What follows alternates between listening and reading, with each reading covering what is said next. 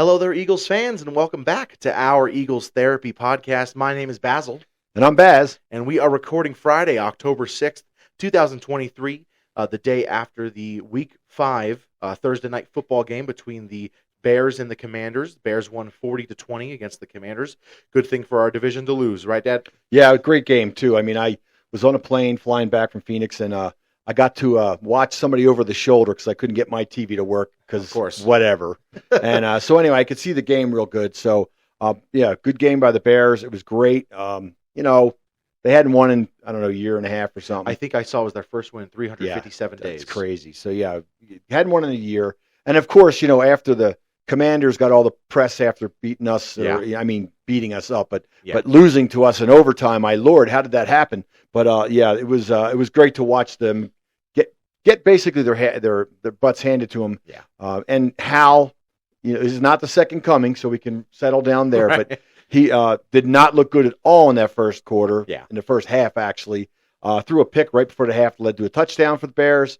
It was great to watch. They did kind of have a little bit of a comeback there in the second half, but DJ Moore just put that thing to bed. For sure.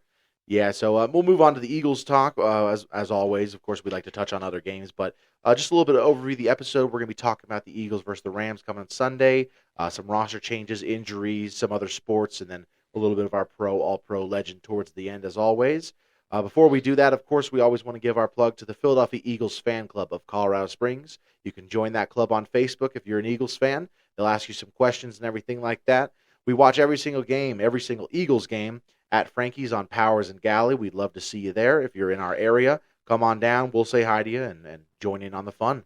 But to get right into it, this Sunday, the Eagles are going to be playing the Los Angeles Rams in L.A. at 4:05 p.m. Eastern Time, 2:05 our time. And what's that there for them? In California, it's going to be 1:05. 1:05, yeah, 1:05. Yeah, but it's not the game of the week time. It's not the 2:25 or the 1:25. So yeah, be ready. It's going to start right after the first game's end. Sometimes it's hard to find that game. It's kind of one of the tight TVs in the corner. Obviously, we'll have it ready and set up for us for our game. Correct. Yep. So we'll be at Frankie's at 2:05 or a little bit earlier to watch that 2:05 game. Can I get a little weather watch for you, Dad? Yeah, well, the weather watch I'm going to give you is, you can notice I'm wearing my long sleeve shirts today. So Colorado Springs and Colorado itself got a nice little cold front blow in. So we're looking at about 50 degrees outside right now, but this morning it was about 44. Of course, we know the Rams game is an indoor stadium. They don't open a roof. So it's going to be perfect weather, which I don't know if that's good or bad. We were complaining about the rainy games, and then we had the perfect weather last week, and we almost blew it and looked really, really bad. So, again, I'm going to stay positive. We didn't look very good. But anyway, so it should be perfect weather inside. But if you're going outside, if you're hanging at the game, because we know there's a lot of fans going to travel to this game. Of course. A couple 100,000 of them that watch our podcast. So it's going to be probably 77 degrees, light breeze, probably a little smoky from some fires in the area. Other than that, it's going to be perfect weather for the Eagles to put up a good 50 points. For sure. I love to hear that, yeah. Heading into the game, the all-time series record is we lead 22-20-1. That includes 3 playoff games in which the Rams lead 2-1. So it's a very, very evenly matched. It could almost not be more even. 22-20-1. Very close series all-time record. The one win that we have in the playoffs is, of course, the 1949 NFL championship, in which we won our second ever. Is it that first ring right there? Yeah, this ring right our here. Second ever NFL championship the year after the 48. But are you surprised to see that record? Yeah, it's great. It's one thing I wanted to bring up is I really like the fact that you do that all-time series record and playoff record. It's really interesting because, for someone who's been a long-time fan like myself and, now yourself, it's interesting because you kind of go, oh, okay, wow, we've played them 40 times. That's, wow, we've only played them 8 times. So, yeah, it's very, very interesting. The playoff run thing is kind of funny. We've only played them since 1949, 2 other times in the playoffs, Correct. Which is crazy. Now, of course, the one game we talked about a few weeks ago was that 21-7 loss at the Vet wild card game when Buddy was the coach in '89. Yeah. Awful game. We were the home team. We at least had the home field advantage in the game. Looked horrible, like we did in every playoff game when Buddy was the coach. The offense couldn't do crap. It really hard to watch. Great defense, of course, but even though that does win championships, as they say, you got to score at least 14 points. So Yeah. yeah, that was a tough game. Jim Everett was the quarterback at the time, and I was looking at it earlier, and just to kind of refresh my memory. But yeah, that was one of those top 10 crushing losses for me, because I think, Yeah. in those years I had such high hopes for us, with Randall being as young as he was and the defense being number one there from the late 88 up until 92 season. We never even got through the playoffs, and not won one playoff game. And it really knocks down a lot of those players that we held in high regard, but Yeah. anyway. So in the last 25 years, we lead 9-4. The most recent matchup being in 2020 when the Rams beat us I remember it was kind of a blowout. We got pretty destroyed in that game. I think it was Sanders' first game back on the season, Miles Sanders. He missed the first game of the season. It was the second game of the season. He came back, and he got the first 3 touches, and it was like, oh, man, he looks great. But on that third touch, he fumbled the ball in our own, 35, 40, and I remember that. It was horrible because it was like, oh, he came back. He was going to be the workhorse. He was going to be great, and then that happened. But not very uncommon for him in his early career. Yeah. Very sad. But I know we talked about kind of some upsetting Eagles history with the Rams, but do you have a favorite Eagles-Rams moment you can recount? Well, the one we were talking about earlier, I did a little research. When we lost to them in 2004, was very surprising to me. That was our Super Bowl year. Yeah, that was the year we went. And we lost to them, I think I said 37-20, and they beat us pretty good. Yeah. So I was just surprised to see that. Great memories, not really. I don't really have any Rams memories that I can just pull out of my head like I can most of the time. I guess both of those losses. So I guess you could say I hate them too. Yeah, right? I guess so. Yeah. Because, usually a lot of those teams that, you have the small record against, you don't really remember. But I don't remember any big games. Of course, the Super Bowl year when Wentz blew his knee out, that was an incredible win. I mean, that was really, I know the whole city. That was to clinch the division too, correct? The number one seed, I'm pretty sure.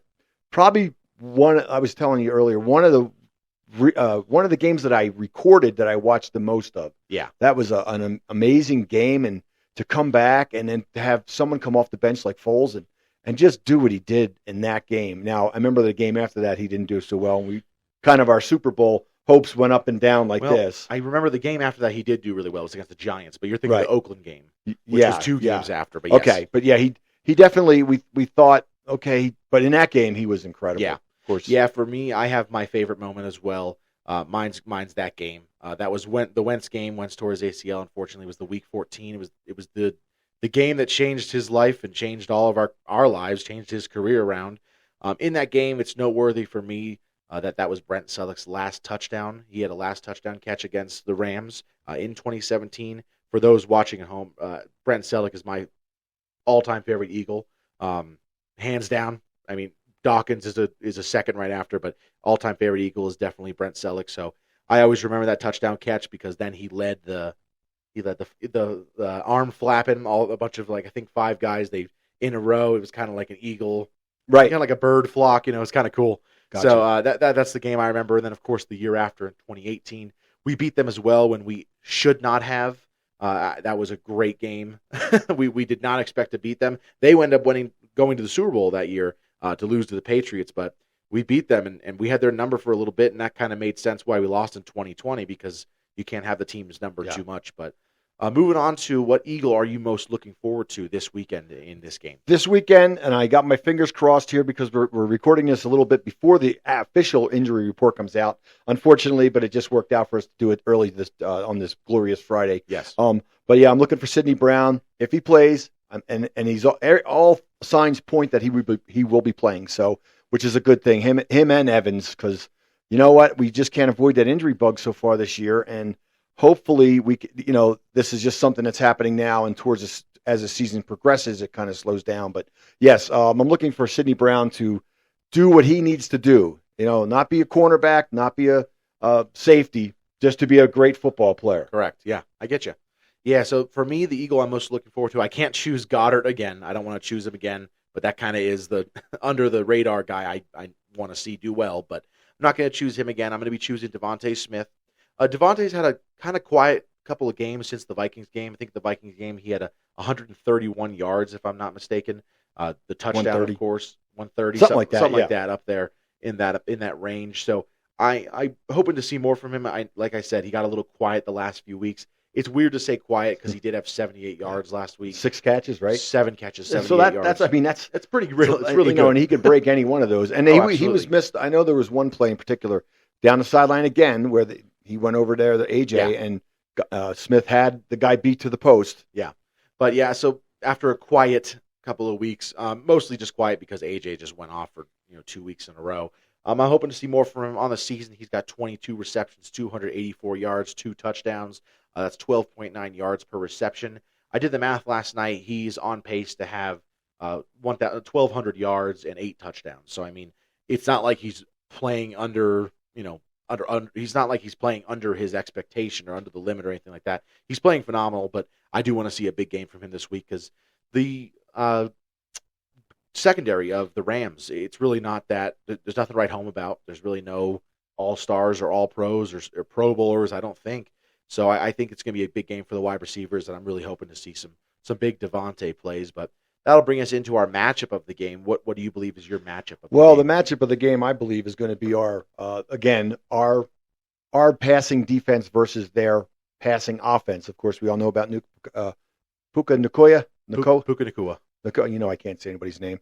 And Cooper Kupp may be coming back from what I saw last night and heard on several pods that he is probably not on. They opened a 21-day whatever window, that thing is. Window, yep. So it would be we don't like injuries, but of course we'd rather him just rest himself, let him play, get himself back to 100% before he comes out on the field. But it's going to be hard. They've got Atwell, they've got Nacua, and they've been playing a phenomenal. So.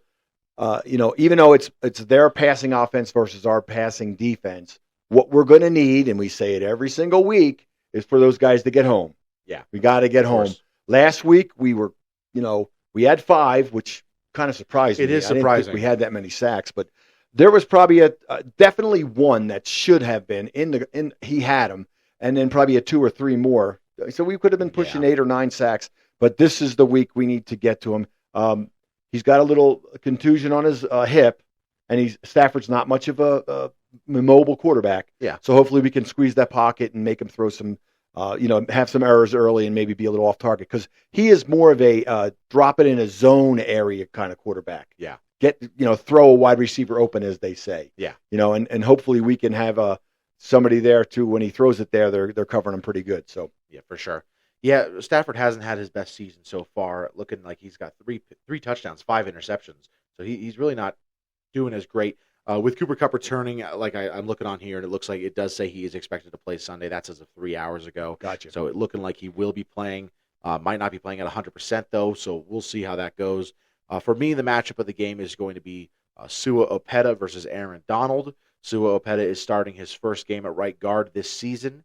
I think he's played some right guard before. I know he started at left guard about 2 or 3 years ago. He started 4 games at left guard. Yeah, I'd heard. So I don't know how much he plays right guard.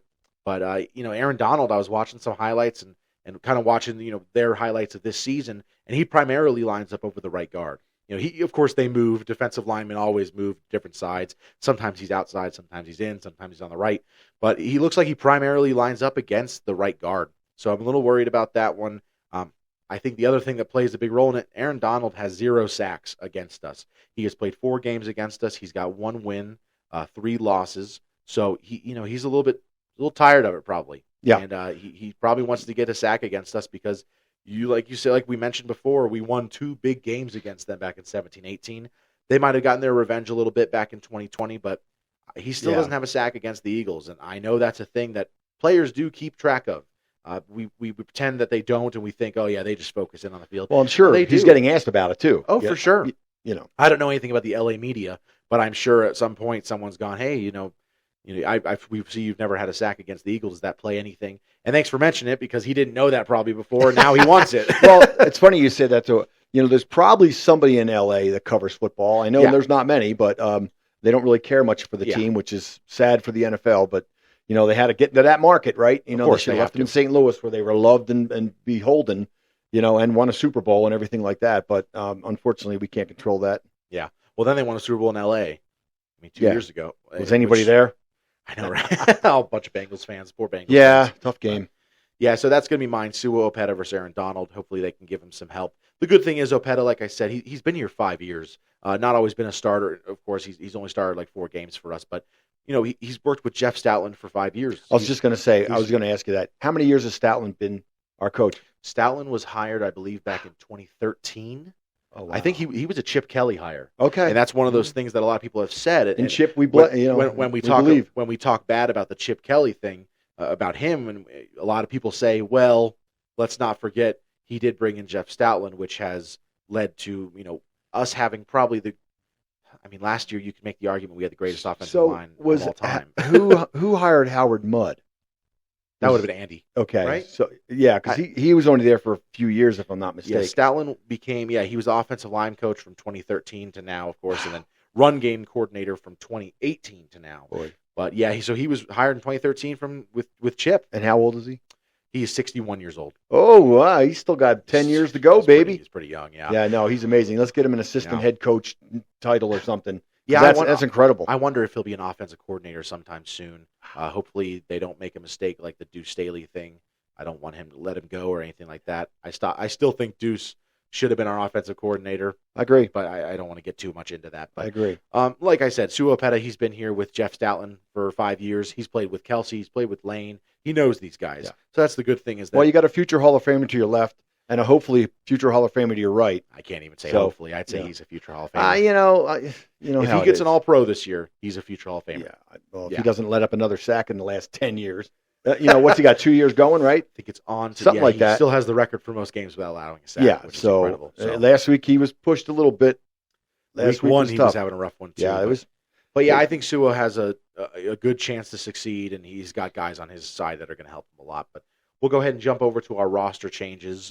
Biggest roster change, and I think the really only one we have this week, is we signed Bradley Roby, former first-round pick out of Ohio State, not Iowa State. Out of Ohio State, I should have written down when he got drafted. I think it was 2014 or 2015. It was 14. It was 14? Yeah. Okay. So he's been around for a while. 2014, round one, pick 31. So he's been around for a while. He knows what to do. He knows how to play.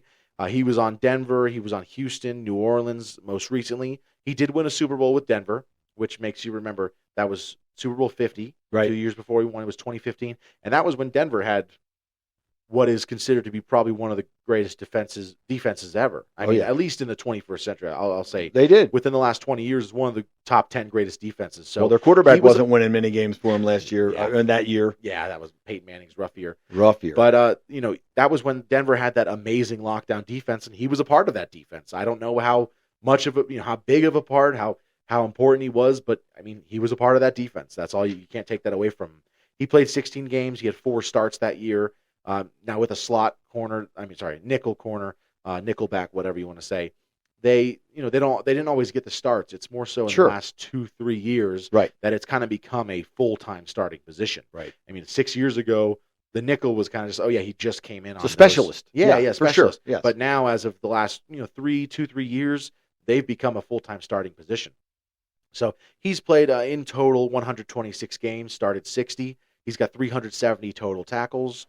5 sacks, so a little bit of a blitzer on the end there. 8 forced fumbles, 11 interceptions, 4 total defensive touchdowns, 1 a fumble recovery, and 3 pick sixes.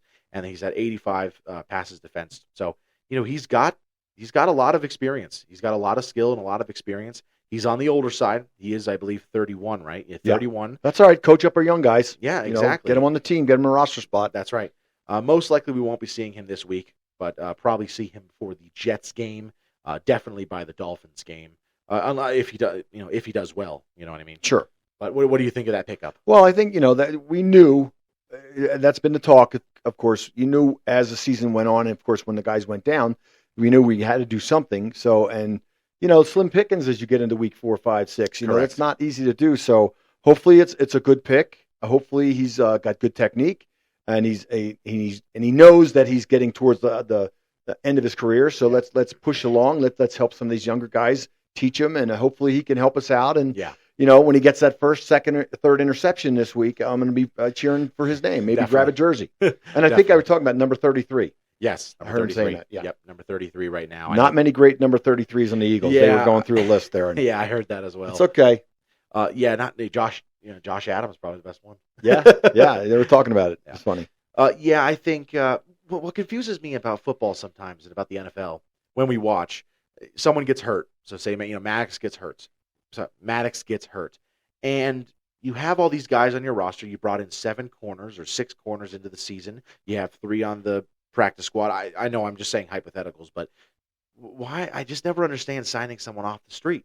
I never understand that. You got these guys because you liked them, and you thought, oh yeah, Goodrich, he'll be the backup nickel. That way, if something happens, he can go in. So then, what's the point of what's the point of having all these players come into the team, be on the practice squad, be on the active roster, and then you sign someone? You're just going to the used car store trying to find a part. I've never understood that. I've never understood that. I've had that happen before we've had that happen before with offensive linemen or with Greg Ward happened back in 2019 with Greg Ward. I know he was on the practice squad, but it just didn't make sense to me. They were, Greg Ward came in to start. I'm like, he wasn't even on the roster last week. Why is he starting? Like, what happened to J.J. Arcega-Whiteside, which is a whole different story. Right, but still. But I just never understood. I'm like, why? I don't understand the whole signing them off the street when you have him on the practice squad or when you have a guy on your active roster. Right. Use the cards you have in your deck. I just don't understand. Why wasn't he on the team to start then? If you're going to have him. Right. It's very confusing to me. Or are those guys that you have protecting on your practice squad not any good? That's the thing. They're going to be good 3 years from now. And, that's always something that always gets me. And I know we've talked about this before, too, as well. How many practice squad players make it to the NFL and became big stars? And we were looking, and we had a hard time finding anyone. It's almost never. I mean, there's some, maybe a kicker here and there. I think, that kind of thing. Well, Jake Elliott, yeah. Kickers are probably a big one. Punters Hall of are Famer, but no. Punters and kickers are probably the most likely you'll see there. But you're right. It's not often that it will happen. Now, we do have some good examples that did happen back in the day when Greg Ward in 2018, 2019, or 2019, 2020. 2018 was different. 2019, 2020, Greg Ward, Travis Fulgham. Don't even get me started on that. But I'm just saying that player that was on the practice squad for a year or two, and then he became a lineman, and then he had a 10-year career, and then he retired in the Ring of Honor at your team. There's really probably, and we looked. I remember we looked through the years and could not find really any to speak about. Now, Jake Elliott probably will be one of those for where sure. He was on a practice squad. We signed him, and then he'll be in the. I can't imagine he won't be in the Ring of Honor. I don't want to say anything to jinx it, but I can't imagine he won't. But I mean, another 5 years with us, and he's that 10-year guy that we're talking about. Yeah. We're going to go ahead and jump on over to our injury report. Like we mentioned before, we are recording we're recording at 11:30 on Friday. Injury report doesn't usually come out till 1 or 2. So we're kind of working off yesterday. So hopefully everything stays the same, or actually, hopefully not. Hopefully not. Actually, Good point. We had 3 did not participate. And Fletcher Cox got a back problem. A little worrisome with his age going up there. Back problems become a little bit more scary. That was what Jason Peters was having problems with when he was here. He was having all those back spasms. Kept on having to leave the game. And it was like, man, Fletch was playing so well. I know.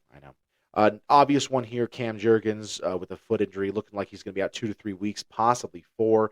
There's talks about maybe putting him on the IR. I don't know what they're going to do there, but they might see what they have in this week and then kind of work with that. Other did not participate. Marlon Tuipulotu got a tricep injury. That one I'm hoping he will play, especially because we're going to be already going in with it. If we're going in without Cox, we got to have another guy. Right. Tuipulotu's already been good this season. He already has a sack. Was it last week? Was it against Washington? I think so. Williams? I'll pull that up. No, it was a couple weeks ago. Yeah, it wasn't Milton. I don't think Milton has a sack this year, but Tuipulotu, I think he got a sack. Yeah, he did. I think he had a sack against them. Oh, I clicked the wrong button. I clicked the wrong button. Sorry. Let me see. No, he didn't because it was Sweat and it was Sweat and Reddick, and then Morrow had 3. Okay. So I think it was the week before. Yes. Yeah. So Tuipulotu, he's having a good year. We don't want to see him hurt, especially because he's still a young guy. We want to see him playing well. We want to see him playing a lot, especially with other guys getting hurt. Limited participants, Sidney Brown, which we're really hoping to see turn around. Still a hamstring injury listed. Really hoping to see him play on Sunday. I know you mentioned that's your guy this week, but really want to see him play because he needs to be a good football player for us. Whether it's safety, he's our future. Whether it's safety, whether it's corner, whether it's nickel, whether it's linebacker, I don't care. Whatever he's playing on that play, we need him to be good and we need him to be out there because he is our future, and I want to see him play really well. Next one, Britton Covey. Looks like he's still showing as a concussion. This is going to be a hurt one. This is going to hurt if we don't have him. I really believe that if we don't have him on Sunday, it's going to hurt. I know with punt returns, I've talked before. I'm not a big punt return, kick return guy. I'm not like you got to have a touchdown. If you look at the games that have kick returns and punt return touchdowns, I've looked at a lot of history of it. That team usually doesn't even win the game. It's kind of surprising, but I just want to say that I'm not a big guy there, but I'm a big Britton Covey fan, and I really hope he's out there to play on Sunday. I think he's just a great asset for this team. Next, we have Justin Evans, full participants. Justin Evans and Quez Watkins looking like they are trending towards playing on Sunday, which is going to be great because I'm getting tired of this Terrell Edmonds stuff. We need Justin Evans back, which is a weird thing to say because a few weeks ago I was not a Justin Evans guy, especially after the first game and the preseason. Yeah. He really wasn't playing well, but he's been important to this team. We really do need him back. And then Quez, I know we kind of talked about we're big Olamide Zaccheaus fans now, but it's still always nice to have an extra weapon, and that's what Quez can be. He's just such a speedster, but they just got to use him more. I believe Zaccheaus is the punt returner, or at least they may use him as a punt returner. If Covey's not in, he will be the punt returner. Stick your hand up, catch the ball. I was going to say, most likely he'll just let be it bounce into the end zone. Yeah, most likely he'll be doing fair catches, but if Britton Covey doesn't go, Zaccheaus will be the punt returner or the main punt returner. But what happens is what we want to happens, and they're getting some sacks. They're going to be punting from their own 10. So true, just catch it at the 50 and take a knee. Yeah, that's right. Yep. You got anything else to say about the Eagles before we jump into other sports? No. I think that this week is a little bit scary. It would be nice to get this fifth win with the Commanders losing and the Giants most likely losing and the Cowboys hopefully losing, and we're going to have a nice Sunday night to be able to sit back and watch that game. So, correct. Yeah. The Niners. I mean, obviously we want either team to lose, but if we can pick one, we'll pick the Niners this week just so they can get the Cowboys a few games behind us. But really, we need to just worry about ourselves early in the day and win that game, and then put the pressure on them because I'm kind of a little nervous about this game. I think the Rams could exploit our passing defense if we don't get to just make Stafford uncomfortable. It's a passing defense, unfortunately, that's already been exploited. That's the other worry about this. This passing defense has already not been good. We just got wrecked by Sam Howell. Before that, we didn't do too bad against Baker, but we got wrecked before that with Kirk Cousins. So, and I know that was Justin Jefferson, who's going to be the greatest wide receiver in NFL history when he's done. So, but that was it's a passing defense that has not been phenomenal. I'm not saying the pass rush hasn't; they've been great, but the pass defense hasn't been phenomenal. And this is the best team we've played so far this year. If you look back on it, this is absolutely the best team we've played so far this year. So that's the worrisome part for me. The Rams, they're not a pushover team. They've got great receivers. They've got a great quarterback who is one of the best passing quarterbacks of all time. He's one of only 12. I think. One of only 12 players with 50,000 passing yards or more, maybe top 20, maybe one of 20. Yeah, but still. He's got over 50,000 passing yards in his career. But going into the season before the season started, we kind of marked this as a win. Yeah, but they turned their season around. They were looking bad, and they were kind of aging out now, and they were getting older, and Stafford just didn't have it. And he was actually injured early in the preseason, like in the shoulder or something. So we were, obviously we thought, it'd be a little bit easier, but nothing's easy in the NFL, as you saw last night if you watched the game. Correct. So just do your job, and let's get out of there. We're on the road and all that. So and if we were to leave LA with a 2-game win, I mean, I know we'd have to watch the Dallas hopefully lose that week. Cowboys lose that night. Gosh, I'm out of it. Yeah. Hopefully lose that night. It'd be great if we could walk out with a 2-game lead in the division. Washington already lost, like you said. Giants, they're playing the Dolphins, so looking like it's. We just need. You never know, but I know. Yeah, but we need Dallas to lose because, man, if we could win this game and go up 5-0 and they go 3-2, it's a whole different outlook on the end of the division race towards the end of the season. Yeah. We'll go ahead and leave off of the Eagles, though. Go ahead and jump over to some other sports. The one I'm most excited for. You can obviously tell I'm wearing my shirt. Wearing my Phillies shirt. We got our Phillies shirt hanging up over there now as a new addition in the background over there. And the Phillies advancing. They're advancing to the NLDS, playing against the Braves again like they did last year. And those first 2 games, man, they were electric. They were so much fun. I watched both games, every single pitch. I might have missed a few pitches here and there, but every single pitch I watched, it was just so much fun, and the energy in Citizens Bank was just incredible. Real Muto came up huge with a home run in the bottom of the fourth the other night. Trey Turner, he's still continuing to be great. In the playoffs, he's got 7 at-bats, 4 hits, 2 doubles, 1 RBI, and 2 stolen bases. I mean, he only has 1 RBI, but with 4 hits, he can really start to. He doesn't have a run yet, but once those guys are on base ahead of him, he'll start hitting in runs. And then of course Bryson Stott the other night had that gorgeous grand slam. I know you were in Phoenix and you couldn't see that one, but I called you right after it happened. Yeah, and it was awesome because we got 3 guys on base. They met with the pitcher. They all talked on the mound. Kind of looked like they were like strategizing. What do we do? And then first pitch, Bryson Stott hit a gorgeous home run grand slam. Just awesome because it looked like they were, let's see what we're going to get him this way. They're kind of planning against him, and then first pitch, it didn't matter. Well, the Philly starters in both games were really, really good. Of course, Wheeler and Wheeler was wheeling, and Nolan was. They look good. Yeah, they went rolling deep into it. 6th, 7th inning. Yeah, both got to the 7th. And then I think they brought the kid that Kirk Curring. He did just one inning, right? I believe he in the first game. Yeah, in the first game. But right? I think he pitched. I saw him pitching. So yes, I thought that was interesting. That they not the first game. It was the second game. Okay. Yeah. Second game, he pitched. I think the 8th inning, maybe it was the 7th. Yeah, inning. it's just good to get him some time on Definitely. that. And he did well. So. Yeah, he had a strikeout. He looked great. Looked really well. 3 up, 3 down, right? Yeah, 3 up, 3 down. There you go. That's what you want. Not even a hit. So not a walk. I mean, it's great. That's awesome. Yeah, awesome to see him play well. But I'm really excited for the Phillies going forward. We got those Braves coming up. We hate the Braves. I'm sure most Phillies fans do. Let's get that first game. But yeah, if we can get a game in Atlanta, man, they're not winning one in Philly. Yeah. I'll tell you that. Yeah. They're not winning one in Philly. But other than that, anything about the Phillies you got to say? Or we're good there? Not really. Gotcha. Yeah. Fun to watch. Moving on to the Union. The Union won. Steve's probably he was going to laugh because he thought we were going to say there's another draw, but they did not draw. They won. Right. They won 3-2. Their 3 main strikers and forwards up at the front, Mikael Ure, Julian Carranza, and Daniel Gazdag all did score a goal. Gazdag had a gorgeous bicycle kick goal. I don't know if you saw it. It was not incredible. that one, no. Dude, wow. It was phenomenal goal. That's great. Yeah, they went up 3-0, then they won 3-2, so they kind of did let it go a little bit towards the end, but that's okay. They came out with the win. They came out with the 3 points.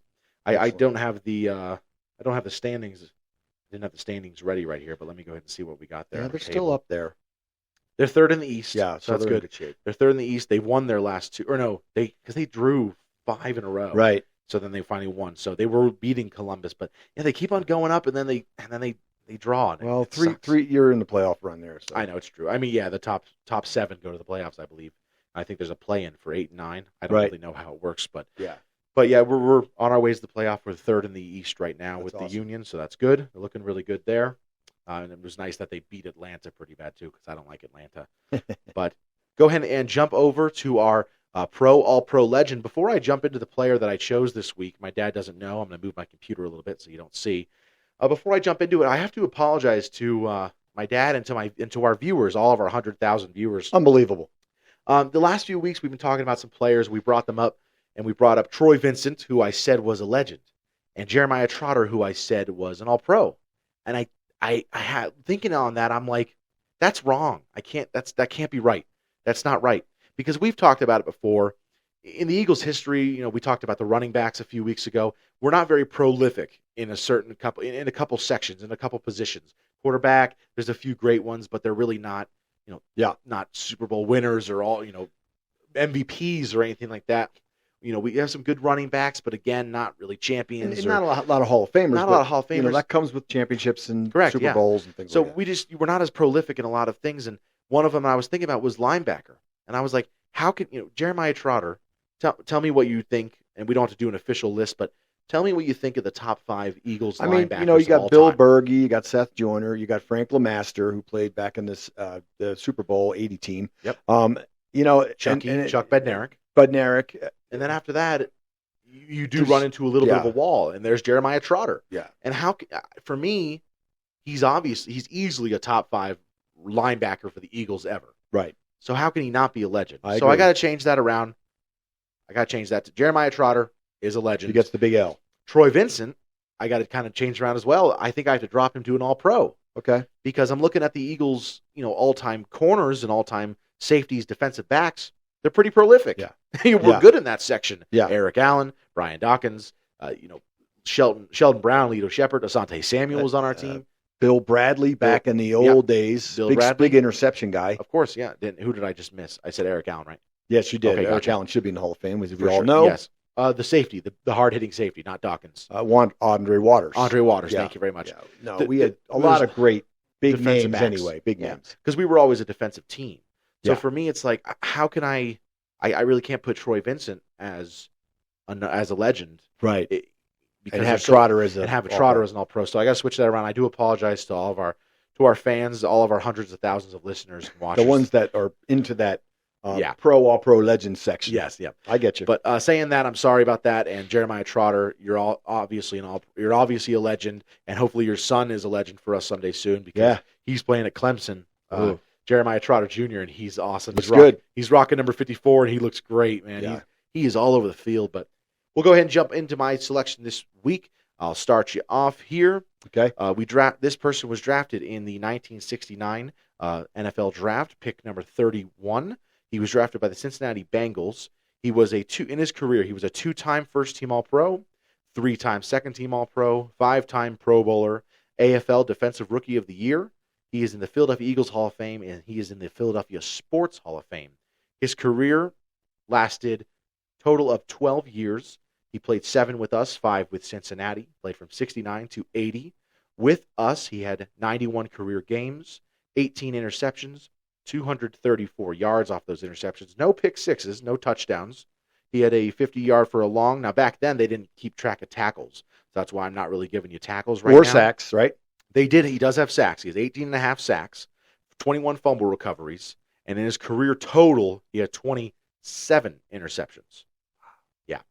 So, but other than that, like I said, there's really not many stats to go off of because they didn't have they didn't have tackles. He had 21 career fumble recoveries, 15 with us, but they didn't keep track of forced fumbles either. So there's a bunch of stats he's missing. What do you think? Who do I think it is? Yes. I think it's number 66. I think it's Bill Berge. That's right, yes. Yeah, because it's funny that you say he has sacks, though, because I didn't think they did the sacks until like 81 or 82, unless he played for somebody else after he played for us. He only played till 80, so I think the sack was introduced actually a little bit earlier. Well, it's funny, and it could have been, but I thought it wasn't official until like 82. But again, I may be wrong. I know a lot of times they kind of go back and they try to credit them for something. Well, I remember many years ago, Ed Sable did a thing on, and I can't remember the player's name, but he played in the 60s. It might have been Fred Dean or one of them guys that was just a sack master. And he ended up saying he had like 180 sacks or 160 sacks. And, it was from them rewatching the games. That's true. That's what they do. To give him a stat, Correct. But Bill Berge, for those of you that don't know, I knew he was drafted by Cincinnati, and I knew he was a great player in Cincinnati. And I was young then, I was born in 62, so I was only 7. But by the time 75 came along, we did a lot of football in the streets back then, with Vent and my brother, and, we did a lot of that. And we always, like you always do, you call out a player's name, and I was always Bill Berge. I was also, the linebacker from the Dolphins, Bob Kuchenberg. Okay. Yeah. And we used to call a player's name, and Berge was a big one because the team was awful in the 70s. But, you did have a couple big name players to shout out, when you could. So, Bill Berge, I would say in Eagles history, he's definitely a pro. He's most likely an all-pro. I don't know if I'd give him legend status. I don't think he got in the Hall of Fame, NFL Hall of Fame. That's correct. Definitely in the Eagles Hall of Fame. He's definitely decorated in Eagles gear. And I know he was, like I say, a great player. And he was a big part of the team, just like they say, invincible. Vince Papale brought us from a crappy team up to the Super Bowl. Didn't actually get to play with us that year, but Berge brought us up there too. He was an amazing player. I would have to go legend because, again, same conversation we just had about Trotter. Linebackers. If you're a top 5 at that position for that team, you don't have to be a legend, but I still say Berge. And like I say, when they say who was a good Eagles linebacker, he's one of the first names you say. Easily. I'm fine with giving him legend status. I love him. He was, like I say, one of my favorite players growing up. I mean, they change every 10 years because you get the player, but gone and forgotten. But Bill Berge was a great player, and he's still around. I mean, I've seen him on shows Yeah, you watch some of the old NFL films, you'll see him be interviewed. Oh yeah. Yeah, Yeah, he's only 78. Yeah. So he's he's well, not we lost Dick Buckus just the other day. So correct. great, Yes. one of the greatest Yeah. linebackers of all time. What was it? Saturday, I think. Yes, No, I did see sorry. about that. I forget what day it is. No, he was yesterday. Yeah, It was so yesterday. Wednesday. But yeah, when I heard about that, because I had just seen him on TV like a month ago. Yeah. And they say he's 80 now, but yeah, and he looked pretty good. I mean, these Yeah. guys, their bodies were ravaged, man. They played, Of course. hard back then. But They anyway, did, for sure. I'm game. Yeah, I'm going legend on that one. I'm with you. Anytime. I shouldn't say anytime, but if you're a top 5 position, that player at that position in that team's history, I feel like you have to be a legend for that team. And of course, there are other ways to be legends, but he's an Eagle legend. I know we don't have to say he's an NFL legend, but he's definitely an Eagle legend. But Probably part of a lot of playoff game wins, too, I would say. okay. In the 70, 78, 79, 80. Yeah, I mean, well, he would have been on the team in 80, so he went to the Super Bowl with us. Right. We didn't win. Yeah. But all right, yeah, other than that, you got anything else to touch on? Not really, no. I'm pretty happy with what we've talked about today. And, hopefully we can, again, go 5-0, beat the Rams, and be able to watch that Sunday night game with, our shoes off and our legs up. Go Niners, unfortunately. Yeah. But moving on, you can follow us on Facebook, Instagram, and Twitter. If you like our Eagles Therapy podcast, do us a favor, rate and subscribe wherever you get your podcasts. If you're watching on YouTube, please like and subscribe. Hit that little bell. We'll let you know when our episodes release. You can comment below any questions or topics you'd like to ask us or like us to talk about, or you can email us at oureaglestherapy@gmail.com. Other than that, we'll say our goodbye. My name is Basil. And I'm Baz. Go Birds. Fly, Eagles, fly. And hey, Mike, thanks for the jersey. This is an Andy Harmon original back from the 90s. You let me have one of his shirts so I can wear it for the pod this week. Awesome. Go Birds. Fly, Eagles, fly.